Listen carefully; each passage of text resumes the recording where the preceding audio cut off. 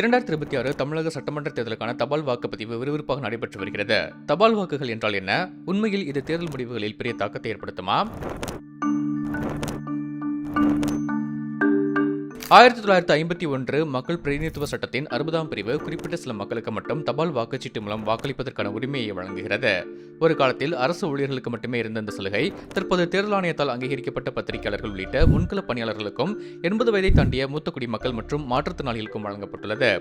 தபால் வாக்குகளை செலுத்த தகுதியான வாக்காளர்கள் தொல்டி என்கிற படிவத்தை பூர்த்தி செய்து தேர்தல் அறிவிப்பு வெளியானவுடன் தேர்தல் அதிகாரியிடம் சமர்ப்பிக்க வேண்டும். விண்ணப்பம் அங்கீகரிக்கப்பட்டால் வாக்குச்சீட்டு தபால் மூலம் வீட்டிற்கு அனுப்பி வைக்கப்படும். பின்னர் வேட்பாளர் ஒருவருக்கு வாக்களித்து உரிய ஆவணங்களுடன் மீண்டும் அதை தேர்தல் அதிகாரிக்கு அனுப்ப வேண்டும். உரிய ஆவணம் இல்லை என்றாலோ வாக்குச்சீட்டில் ஏதேனும் குளறுபடிகள் இருந்தாலோ அது செல்லாத வாக்காக அறிவிக்கப்படும்.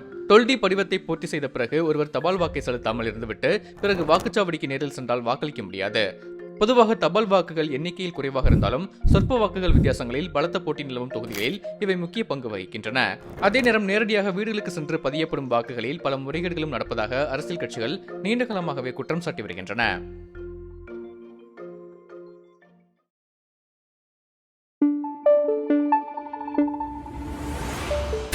Thank you.